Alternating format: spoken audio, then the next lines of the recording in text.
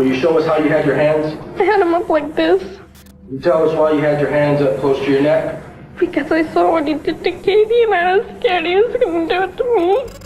This is 10-year-old Crystal Searles, one of the only living survivors of serial killer Tommy Lynn Sells. In the footage you see here, the killer himself explains in detail what happened inside the Harris family house. I walked over here and walked. I came over here and there's a little girl sleeping here. And then I looked in here, 2 girls sleeping in here. I woke this girl up. The little girl on top was like petrified. But when Sells left the house that night, there was one thing he never thought would happen. What is your emergency? I have a little girl just rang my doorbell. What? It was like dead man tell no tale, and I thought I killed him. Crystal Searles. She was just 10 years old when she came face to face with death. But she survived, outsmarting her killer. It was her courage that got Tommy Lynn Sells arrested and brought to trial, finally putting an end to his 20-year-long rampage. I felt like he couldn't conquer me. He was going to be in that trial room because of me. The year is 1999. The coming of the new millennium is exciting for everyone, especially for Crystal Searles. She's moving to the quiet town of Del Rio, Texas, with her mother Pam and her 2 younger sisters, Mark and Amber. For Crystal, this means she will get to live right next door to her best friend, Kate. It's December 30th. While the rest of the family is away, finalizing the move, Crystal is spending New Year's Eve at her best friend's house for a sleepover. We talked about Britney Spears and NSYNC. We kind of stayed up a little later and we got in a little fight about where we were all gonna sleep. But what started as a night of fun and laughter later turns into a living nightmare. At around 3:30 a.m., a man is awoken abruptly by an intense knocking at his door. He opens to the sight of 10-year-old Crystal covered in blood, begging him for help. Right away, the man calls 911. I have a little girl just rang my doorbell. But Crystal can't speak. She's holding a hand to her neck. With shaking hands, she writes the following messages, stating that the Harris family needs help, asking them to hurry. More than 700 miles away, at 6 a.m., Crystal's mother is woken up by a disturbing phone call. It was Valverde emergency room asking me for my permission to lifeline Crystal. She had been attacked. And I said, absolutely, lifeline, or where? And they said San Antonio. I didn't know anything other than Crystal had had her throat cut. As Crystal's mother, Pam, rushes to her daughter's side, she has no idea in what state she's going to find her. At the hospital, she learns that Crystal's windpipes were severed, that her vocal cords were cut. When I got in her room, I saw this little girl with all of these tubes. She looked like this baby in this humongous bed. And I looked her in her eyes and I said, "Are you okay, Angel? Mommy's here." Unable to speak, Crystal uses a pen and paper to communicate. The first thing she asks is if her best friend Kate is okay. She kept asking me, and I couldn't tell her. I couldn't tell her anything. Crystal's mother can't bear to break the news to Crystal that her best friend Kate is dead, and that Crystal is the only living witness that knows what happened. When I walked into the crime scene, on the floor was a deceased young girl. The crime scene was extremely bloody. Shocked by the gruesome nature of the crime, Texas Ranger John Allen still has no idea what he's about to face. He's told that there's a surviving 10-year-old and that she's ready to talk. We told Crystal who we were, and at that point in time, I assured Crystal that we are going to arrest the person or persons who did this to her. And at that point in time, I was hoping I could back that up. From her hospital bed, Crystal does her best to write a description of Katie's killer. A police artist makes a sketch from this description. Right away, the sketch, as well as Crystal's details, ring a bell to a friend of the family who saw a man named Tommy working as a used car salesman fitting that description perfectly. Police get their hands on the individual's picture and present a photo lineup to Crystal. And I explained to Crystal, I told Crystal, we have a photo lineup, and if you see the man that was in that residence that did this to y'all, please put your finger on him. You could see her eyes moving from one individual photograph to the next and focused in on one photograph. And Crystal took her right index finger and put it on the photograph of Tommy Lynn Sells. Texas Ranger John Allen makes Tommy Lynn Sells his primary suspect, but nothing can prepare him for who Tommy Lynn Sells really is. It's January 2nd. Police move in on Tommy Lynn Sells' trailer. While the door is unlocked, Texas Ranger John Allen walks in and is met halfway by the suspect. He makes his arrest without any resistance. In fact, Sells even tells John Allen, I'm glad I finally got caught. And then we told him he was under arrest for murder. Confessions are immediately obtained from him, as well as his agreement to do a walkthrough of the crime scene. You doing this walkthrough of your own free will? Oh, yes. I thought this to be very odd. Here this guy is under arrest for murder and attempted murder, and his wanting to cooperate with us. I walked over here.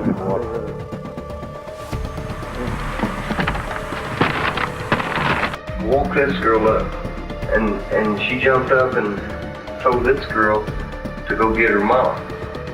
I stabbed her here, and then she jumped back, and then I.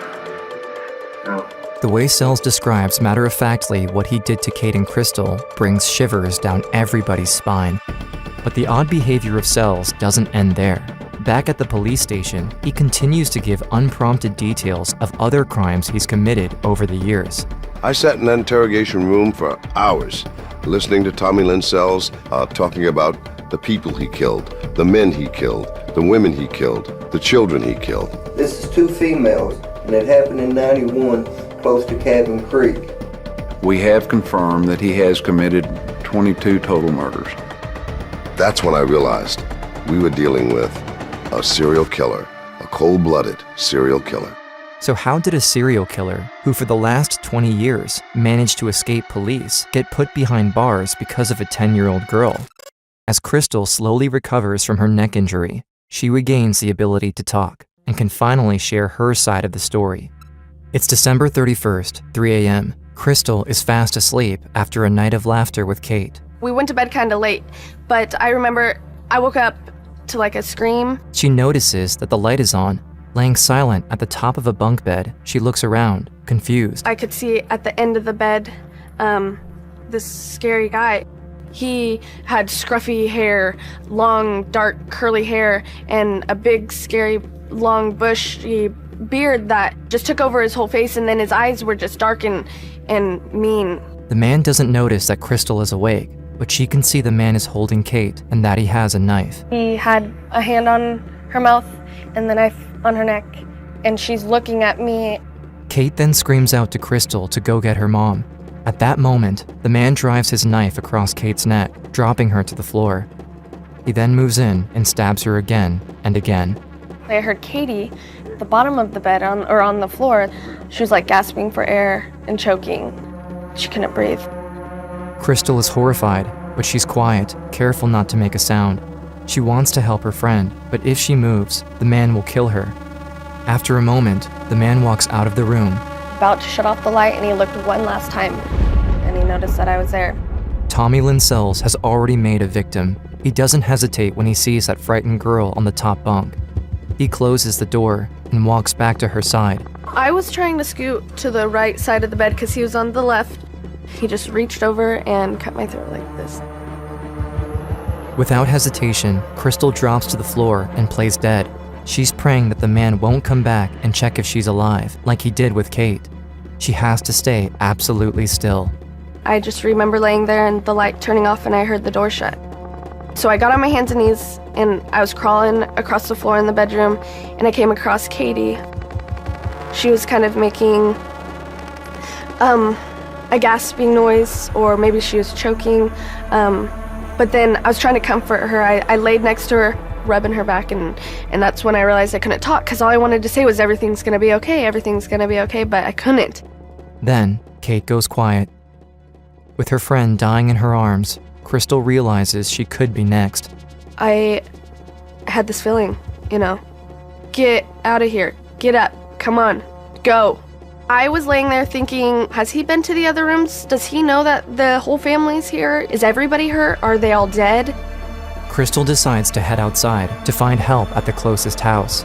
Before she opens the door, she hears a car drive off.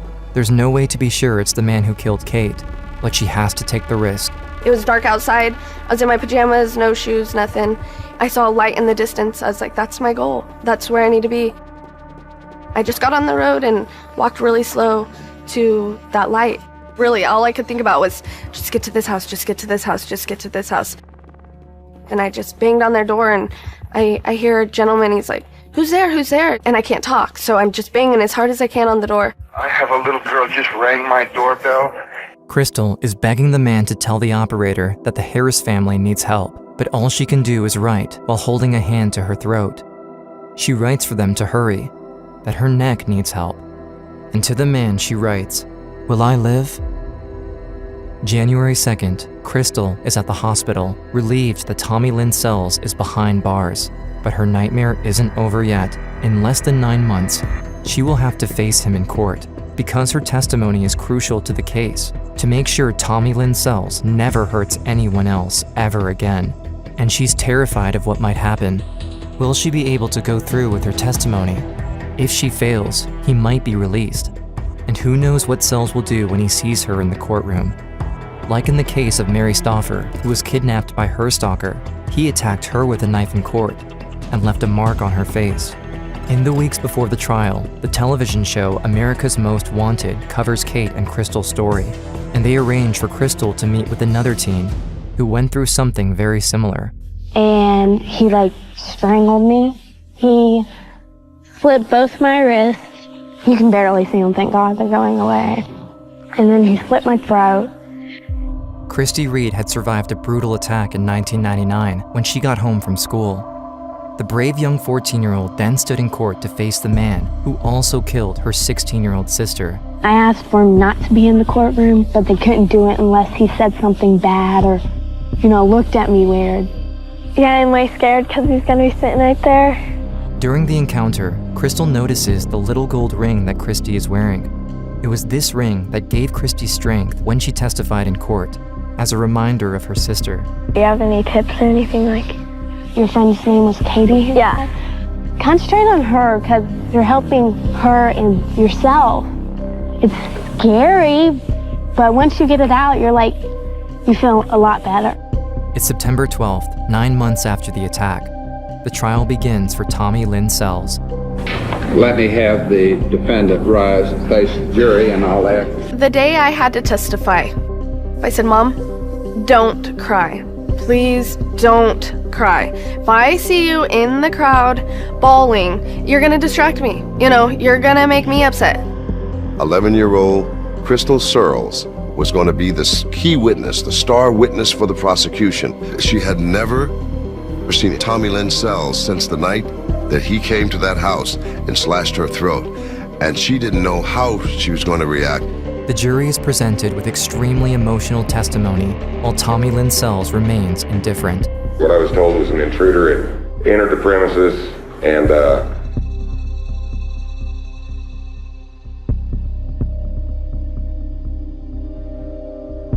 my daughter was gone.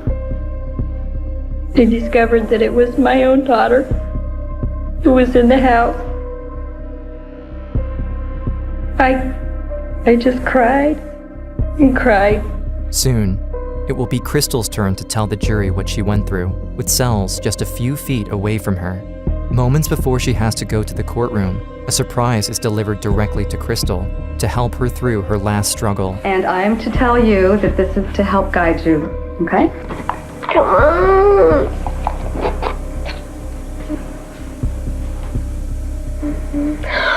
Mom!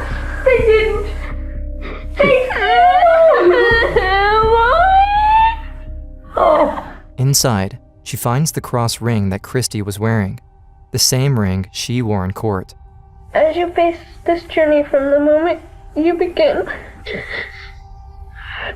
that God will guide you, and you'll have the strength to win.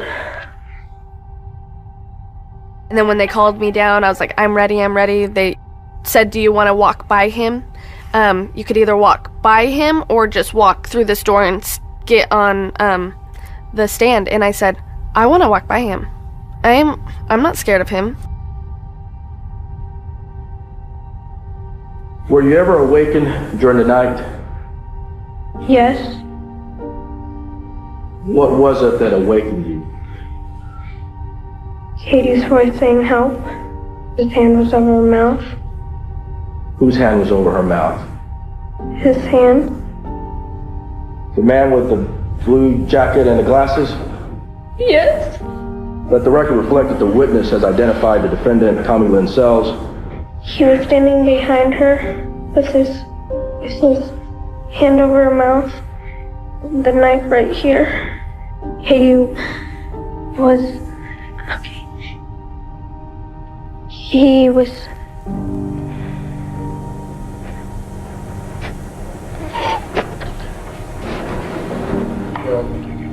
As Crystal struggles to finish her accounts of that night, the judge gives her a short recess to let her recover. If she's not able to go through with it, she knows what might happen to Sells. I put my thoughts towards Katie. I just had such a mindset that this is what I wanted to do, and this is what I had to do. This is for Katie. She deserves this. What happened next? He moved the knife and slit her throat. He started walking towards me. Did you say anything to him? Yes. What did you tell him? I told him I'd be quiet. I promise I won't say nothing. I'm not making the noises. It's Katie. He said, move your hands. And why did he say move your hands? Will you show us how you had your hands? I had them up like this. Can you tell us why you had your hands up close to your neck? Because I saw what he did to Katie and I was scared he was going to do it to me. As she struggles to go through with her testimony, she finds comfort in the gift Christy gave her. He reached over the ledge and took my throat. I just laid there and pretended I was dead.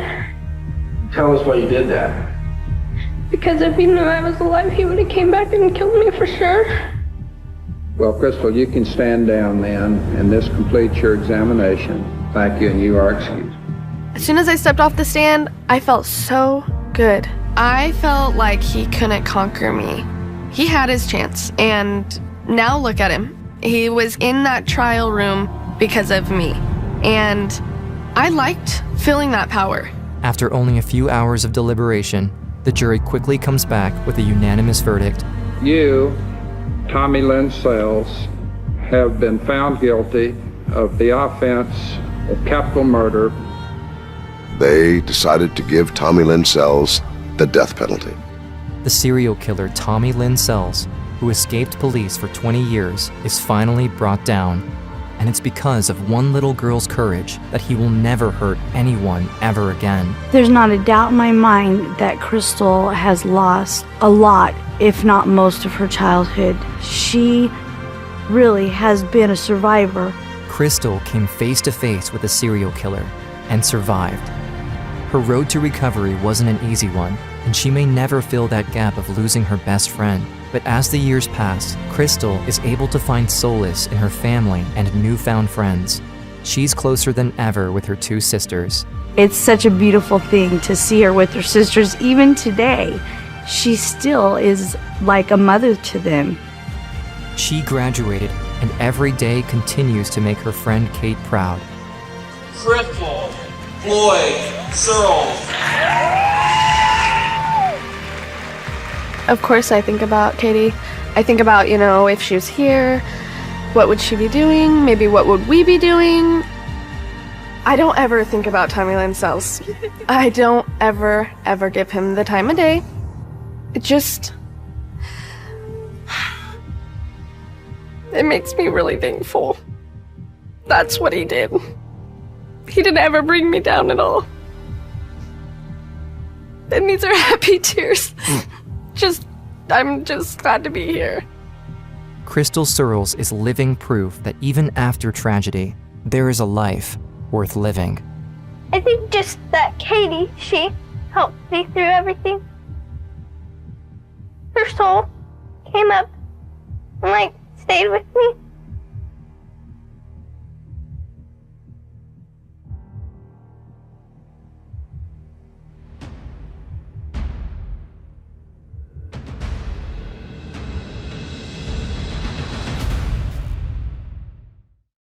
took a couple pictures and just want to verify with you. Yeah. Is that her? Yeah. Okay. This man is in jail for trying to murder his wife. And right now, he's hiring a hitman to finish what he started. What he doesn't know is that the hitman is actually an undercover cop. So what was telling me